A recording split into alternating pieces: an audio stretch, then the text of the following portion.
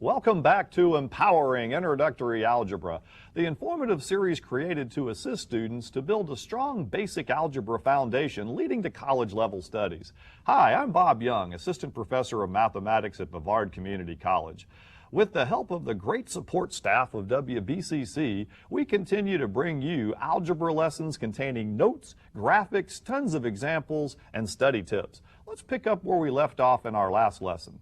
Now, going to the graphic, we were discussing simplifying the radical expressions. And we found to simplify any square root, one, we wanted to look for those friendly perfect square numbers, the square root of 1, the square root of 4, 9, 16, 25, and so on.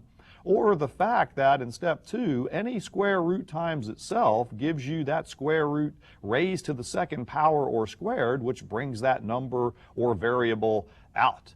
All right, so looking at some examples here. Now, in the last episode, before I get a lot of calls and stuff about spelling, for you comm teachers out there, Young knows how to spell simplified, all right? I mean, I know ending the last episode, I messed that up. It's up here. I did spell it right here, so we were simplifying some things. So I wanted to get that out of the way. Simplified, S-I-M-P-L-I-F-I-E-D. All right, so I will be picked on, I know, from that last episode. So there we go. We even correct our spelling mistakes on this math show here. So we leave no stone unturned. Now, continuing, simplifying radical expressions. Remember, we talked about this last episode. The square root of y to the 10th is y to the 5th. And why does this work? Because if I take this answer and I raise it to the second power, which is this root here, I get what's under here, the radicand. All right, and same thing for very large, intimidating looking creatures here. The square root of 9 times this quantity, x minus 3 quantity here to the 10th power. We can say the square root of 9 here is 3, and then x minus 3 to the 10th is just like this y to the 10th was over here. The quantity comes out as x minus 3 quantity to the 5th power. All right. Now, some of you might say, but wait a minute, Young, what happens if that's not a nice even power or a nice perfect square creature here? Now, numbers we've discussed, but what about x to the 13th? What if someone tries to slip me one of these? Well, remember your power rules. You can take x to the 13th power using the product rule here and break it into the square root of x to the 12th times the square root of x. So if it's an odd power, just break it into that even power before it and then times 1. All right, so whenever we multiply same bases, we add the power. So the square root of x to the 12th comes out very nicely as x to the 6th times the square root of x. So again, this is simplified radical form, simplified radical form. So you never want to have a power on any variable 2 or greater. And that's how you know you're simplified. Next example, I tried to throw you some more goodies. The square root of a to the 7th, b to the 9th. Don't be afraid. Go after it. Break that a to the 7th up into a to the 6th times a. I'll even put all this one under one radical. B to the 9th will break apart into that even number right before it, the square root of b to the 8th times the square root of b. So now, very nicely, we have some things coming out of the cand, as Young likes to call it, the radicand. So this square root of this even power comes out as a to the 3rd, because if I square that, I get this back. This square root of b to the 8th is b to the 4th. So these guys here are jumping out of the radicand. And look at this a and b, and they're going, hey, fellas, take me with you, take me with you. But these guys are trapped in the radicand. They're doing what Young calls a hard time in there, in the can. So they're not coming out. There's not enough of them. Because remember, square roots take out squares. And if it ain't got a square on it, it ain't going nowhere. Yeah. All right. Quantities, treat them the same way. Treat them the same way as we treated variables up top here and on down the line. You can take this square root of x plus 8 to the 5th and break it up into, guess what? The square root of x plus 8 to the 4th power times the square root of x plus 8. Even when the bases are large, when you multiply same bases, you add the powers and get this back. So again, this even-powered creature, the square root in here, remember there's a little root of 2 there, is going to eat up squares in here. And this square root of x plus 8 to the 4th is coming out as this quantity, x plus 8 quantity squared. And this guy's going to be going, hey, wait a minute, take me with you guys. But sorry, this x plus 8, you're left trapped in the radical symbol. So simplifying radical expressions. Don't worry about the odd powers. Break them into that even one plus 1. The even ones come out. The ones left over do not. All right. And now let's pick some with numbers and variables in them. See, we just don't give you those easy ones. We challenge you on this network. Y'all know that from watching the square root of 49y cubed. Now this one's kind of a nice one because the square root of 49 we know. So we'll go ahead and leave that one alone. We don't have to find a friendly or try to break it up any manner. This y to the 3rd we're going to break up into y squared times y. So we're having a coming out of the radicand party now. What's coming out? The square root of 49 we know is 7, because if I square 7 I get that back. The square root of y squared, y. And what's not going to make it? Sorry fella, you're left in there. Times the square root of y. So this answer is read 7 times y, 7y, times the square root of y. So that's how you would pronounce the answer there. All right. Now, this next example, the square root of 104 y to the 17th, this is about the worst case scenario I can come up with here. So if we're going to attack the square root of 104 here, let's see what breaks it apart. Now we're looking for some nice perfect square numbers that go into 104. Now remember those perfect square numbers here. Let's go back to the graphic real quick and let's look that graphic over. So the hand will come over here to these friendly square root numbers. Now 1's really not going to help us, but I think 4 will go into 104. And I'm looking down the line here, and you know, this keeps going and going and going. So remember, get these good graphics down in your notes and examples.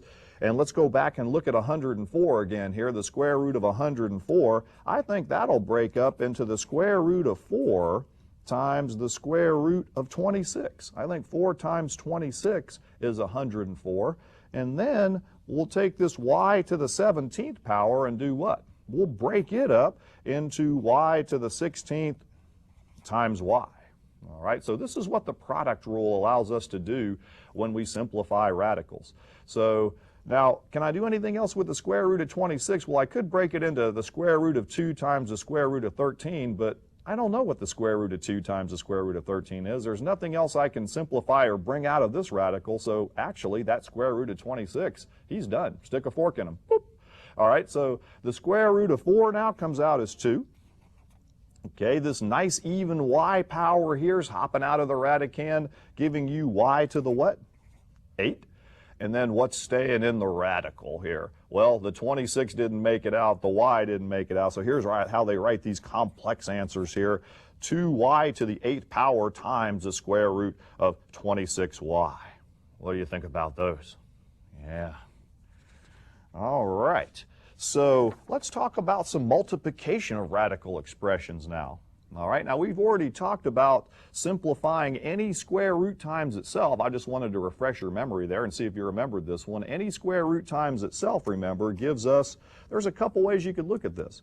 You could look at this as, using the product rule, you could write that as the square root of 25a squared, or you could look at that. Some people might say, well, Young, you're multiplying same bases. The 5a to the first times the 5a to the first gives me 5a squared under that radical. But either way, it's going to come out as what? A nice 5a. All right? So when we multiply them, we can look for those same things. Do we have 2 of the same thing? Or do we have some friendlies under the radical to bring out? Nice perfect square numbers. All right, next example here, the square root of 7x times the square root of 7. Guess what's coming out here? Any square root times itself we've talked about is that number 7. So these two 7s here bring the 7 out, or that's the square root of 49 if you want to think about it that way. What doesn't make it? Yeah, that square root of x stays in the can, in the radicand. He doesn't make it out. Sorry, fella. All right. Even when they get larger and nastier, the square root of x plus 2 times the square root of x plus 2, whoops, that's just a plain old x plus 2 there. So that just hops right on out. Isn't that nice? I like ones like this on the test. My students go, please give me a lot of those on the test, Young. We love them. You know, I always throw them a few bones on the test there. Now, what happens if you got a whole bunch of stuff multiplied together? Two radicals with all kinds of creatures under here? Well, what I like to do, now I know you can go ahead and take some things out. Some of you out there see things coming out and stuff. But what I like to do when they get real complex is I like to go ahead and use the product rule and put them together first. So I'm going to do that. And there's other ways to attack these. The square root of 2 times the square root of 4 there, I might just go ahead and leave that alone underneath the radical and call that just 2 times 4. We'll put it all under one radical. And the x squared here, I mean, we've got x squared. Let's just put all this under one radical and see what happens. This x, so we've really got it broken apart into an even plus 1, and we do the y's as well. We've got 1y squared there times 1y.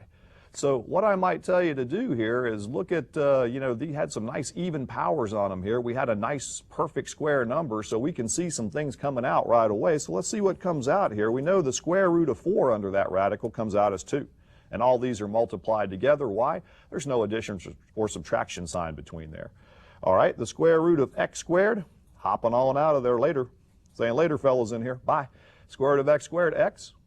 Square root of y squared coming out as y. So it looks like we've got with this 4 here, and you might want to underline things so you don't miss things. That came out, that came out, that came out. Now, is there anything else in here that will come out? Well, no, there's only one x left. There's only one y. There's only a 2, which is simplified. So here's the final answer in simplified radical form. 2 times xy, 2xy, times the square root of 2xy. So simplifying radical expressions, you must get perfect squares out on the numbers. Variables have to be all the squares on the variables out as well. All right, let's take a few more here. We just don't give you the easy ones. Let's go after some of these hard ones here. So on this one, the square root of 15 times the square root of 5, I think I'll put these both together this time. Let's see what happens. I do see some variables here. I think I'll take that 15 and 5. I'll multiply it together, and I'll get the square root of 75. What do y'all think out there? 5 times 5, 25, 75 look good? And on the a's and b's here, I see some perfect squares, so I'm going to go ahead and rewrite this perfect square here, this a squared, get him, and the a, similar to the last example, b squared times b.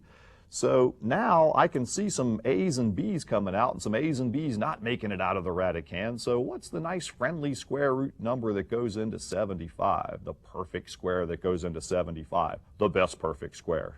Yes. How about the square root of 25 times the square root of 3? That would be the nice one to look for. So now let's bring some stuff out. Square root of 25? 5. Square root of this a squared up here? A. Square root of this b squared, and these could be any even powers, you know, they would come out b. And then what's left that didn't make it? Well, the square root of this 3 trapped ab.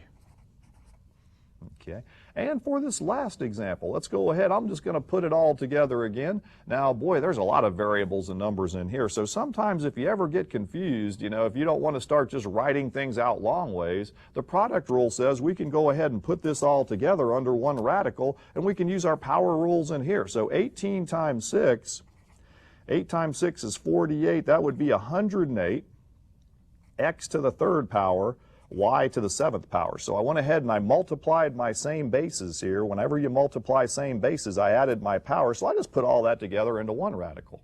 And now I'll take this big one and bust it up. Bust it up. All right, now I need a perfect square number that goes into 108. And if you remember back in basic math, if you add up the digits of a number, 1 plus 0 plus 8, 9 goes into this. So 9 goes into 108. I know that. So I'm going to go ahead and take that 108, boy, and that's a nice rule to remember when you're doing radicals, the old 9 rule. If the digits add up to be 9 or a multiple of 9, 9 goes into it. 9 is a friendly square root, so look for that if you can on the larger numbers. The square root of 9 times the square root of what? 9 times what gives me 108? How about 12? 12. Okay. Now, is the square root of 12 simplified? Well, no. I think I can think of a square root number that goes into it, and the square root of 12 will break apart into the square root of 4 times the square root of 3.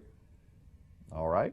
Now, That's got the number all broken down very nicely. I see some things coming out. What are we going to do with these odd powers? Do you remember? Yes. Break it apart into that even 1 and 1. So you can even break apart variables into itsy-bitsy ones. You could put them all under one radical. I've seen instructors do all kinds of neat things with them. And then we'll go y to the 6y, and then let's bring them out. What comes out? The square root of 9, 3. The square root of 4, 2. The square root of 3, he's done. The square root of x squared, x. The square root of x to the first, he simplified. The square root of y squared, or I'm sorry, that's y to the 6th, y cubed. Better watch my numbers there. I'm running out of paper. Square root of y, done. So all of this came out. So let me write this over here where we can see it better. So 3 times 2, all that came out was 6. X, y to the 3rd, all came out from underneath this radical. And what didn't make it? The square root of 3xy, right in here. These guys didn't make it out. All right, so that is the simplified radical form answer. All right, I want to go back to the graphic next here and look at some more good stuff. So we have talked about the properties of radicals, and that product rule is there, and it shows you how you can take the product of a radical a times b and break it apart there. And we've done that in many examples now, looking for friendly roots and so forth. But look at number 2 on there. We also have, with radicals, what is called the quotient rule. And the quotient rule states if you have the square root of a over b in fraction form, so I know you love those things, you can break that up into the square root of a over the square root of b. And I've thrown you a few examples there. All right, so let me come up and look at the audience here for a second. And now some of you are going, boy, these radicals, Young, where am I ever going to use these in real life? And you know, we like to focus on, boy, you will use some of this in real life, and it is being used around you even as we are working some of these problems. We're going to find out as we continue our adventure here towards the end of the episodes that you use radicals to actually measure distances. And it goes back to that old Pythagorean theorem for right triangles. And we're going to find out down the stretch that you use these things to measure distances. That my tile guy says he uses it to when he measures a room to make sure the tiles are in there correctly. And all kinds of architectural, engineering uses and so forth for these radicals. So, you know, I just don't want you to ever get in that, you know, state of mind where, man, we're just doing this stuff, makes no sense, and we're never going to use it. This is used, and it is important. Okay, so let's go ahead and talk about that quotient rule some more. Let's look at some examples. We have the rule written here. So what it says is if you have the square root of a fraction here, 21 over 7, you can break that apart into little bitty square roots. You can say the square root of some fraction is the square root of 21 over the square root of 7. So you can break it apart into pieces. And then you can say that's the square root of 3. So you can, just like you can multiply radical with radical and number with number, you can divide radical and radical. And when you divide a radical and a radical, you know what you get? Yeah, a radical. All right, so continuing, the square root of 20 divided by the square root of 5 is the square root of what? 4, as golfers would say. All right, so the square root of 4, very nice one. Hey, Young, that came out nice, and you end up with the square root of 4 is 2. So the quotient rule. And then you know they're going to throw those variables and numbers at you. So you've got the square root of 63x cubed divided by the square root of 7x. Don't be scared. Go after these things.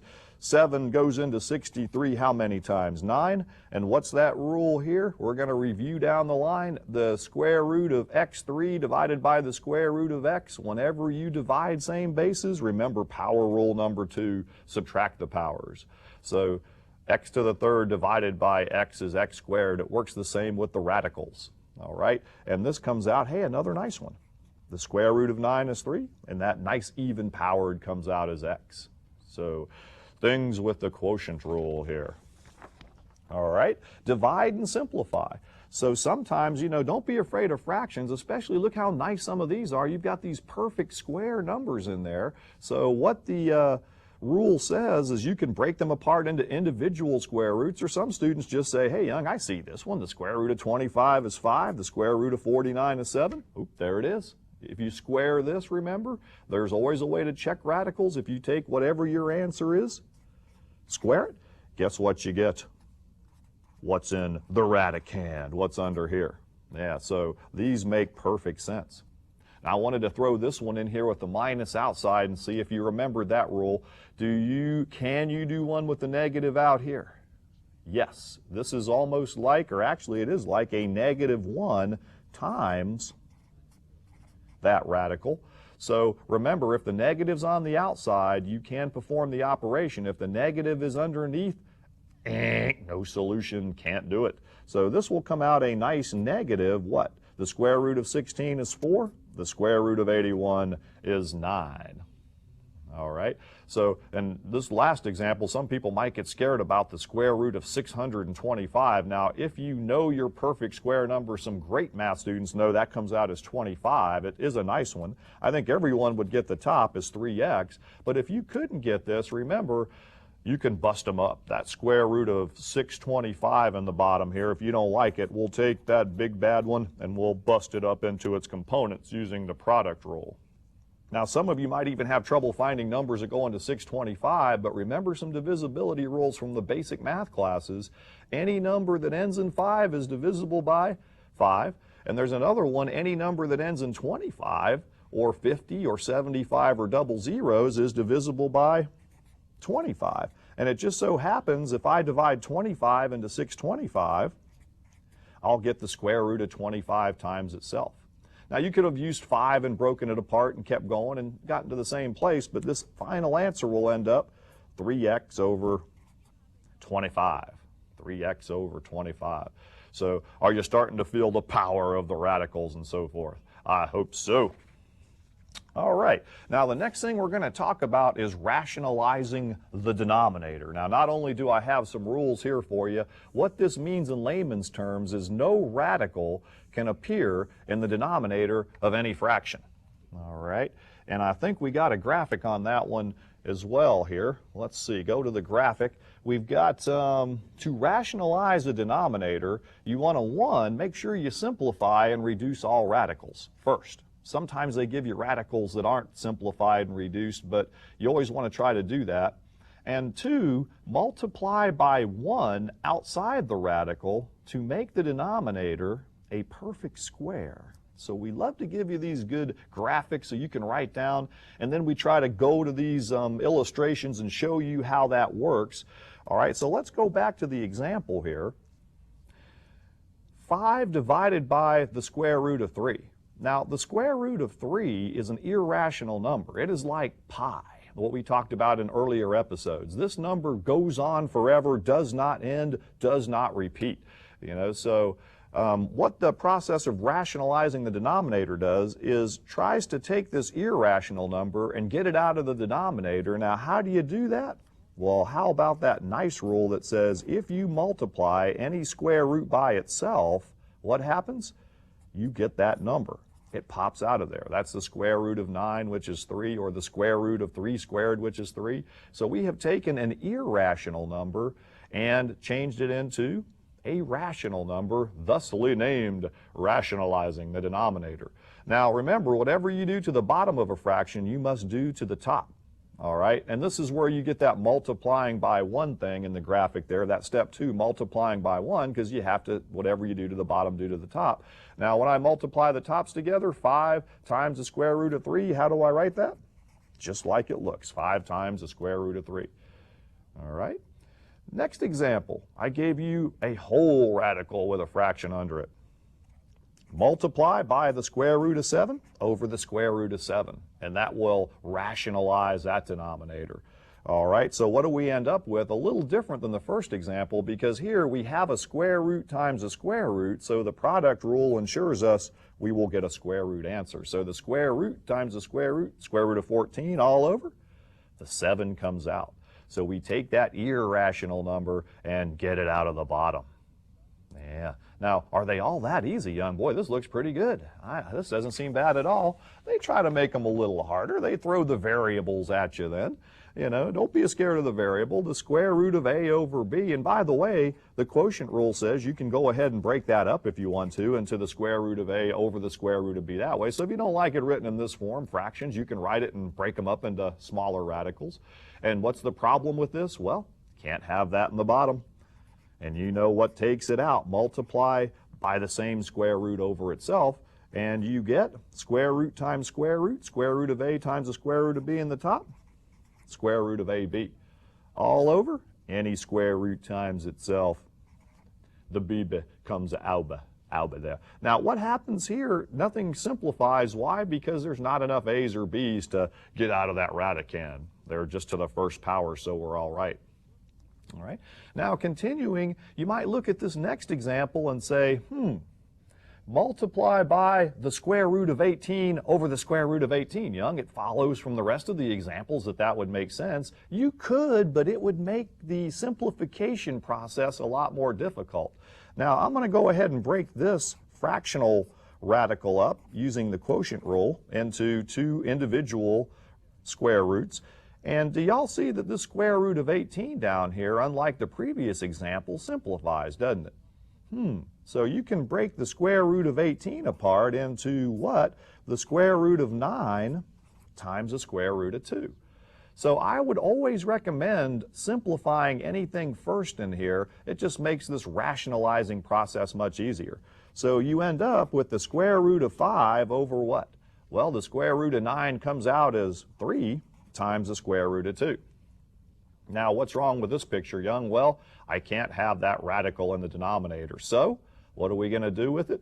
We're going to multiply now, since it's all simplified, by that square root over itself. And here's where you have to be real careful, folks. Now, some of you said, what about the 3, Young? Why aren't we multiplying over here with that? Well, this is already simplified, so it's fine. Don't worry about it.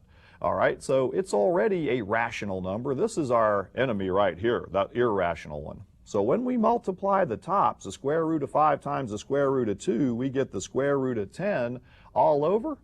The square root of 2 times the square root of 2, now here's where you have to be careful, comes out as 2, but then you've got this 3 here. Don't forget the 3. 3 times 2, 6. So the final answer, rationalizing the denominator, the square root of 10 over 6. All right, so going down the line here, let's look at this next one. Again, these radicals will simplify, and we've got the square root of 4 is 2. The square root of 27, let's break it up into the square root of 9 times the square root of 3. I think we've seen that one before, and that'll give us 3 times the square root of 3. All right, so anything that's not simplified, get rid of that radical in the bottom by multiplying that same thing by itself, which is really multiplying by 1, which you can do to fractions. This one will come out, what? Number times radical, 2 times the square root of 3 is 2 times the square root of 3. That's the only thing you can do. All over, the square root of 3 times the square root of 3 is 3. And don't forget this 3 here. So you end up with the square root of 3 times the square root of 3. 3 times 3 is 9. And sometimes also be careful to reduce numbers here. Sometimes you get some numbers, like if that 9 would have come out of 10 or something there, which it didn't, you could have reduced here, but not in this case. So, in closing, now that you have the notes from the graphics, examples, and understanding, your mission is clear. Find some similar problems in your textbook or class, practice until you feel comfortable with the material, and practice a little more. Remember that math is like a bank. What you put in is what you can take out come test time. Take care, and we'll see you next time.